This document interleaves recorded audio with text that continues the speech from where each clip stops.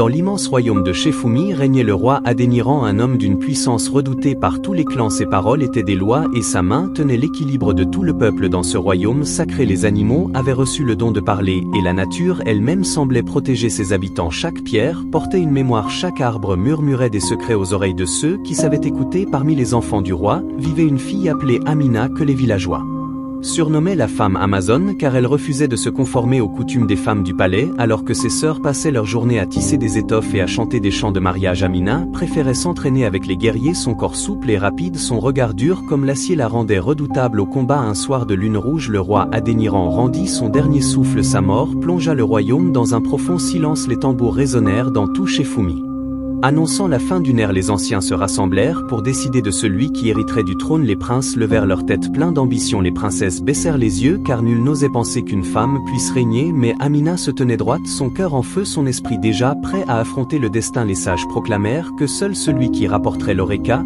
un objet sacré gardé au cœur de la grande forêt de Ketu, pourrait monter sur le trône. L'oreca était un cristal ancien forgé par les esprits de la terre et de l'air. Il symbolisait la force et la sagesse, deux qualités indispensables pour diriger Shefumi. La forêt de Ketu était réputée pour être vivante. Ses racines bougeaient, ses rivières parlaient et des créatures mystérieuses comme le Nguma, un lion aux yeux de feu, y erraient.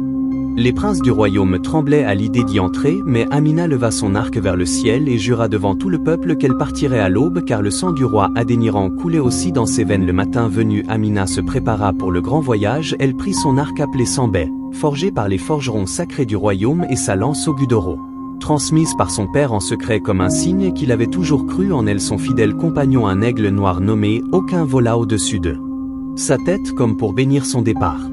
Elle traversa la porte de fer du palais et posa son premier pas dans la forêt de Ketu, là où nul n'avait osé s'aventurer depuis des générations. Le vent soufflait comme une voix qui l'appelait, les arbres se penchaient pour l'observer et les animaux parlaient dans un langage ancien qu'elle seule semblait comprendre. Son cœur battait fort, mais son esprit répétait encore et encore: je ne suis pas une simple femme, je suis la fille du roi Adéniran et je suis née pour porter la couronne de Shefumi.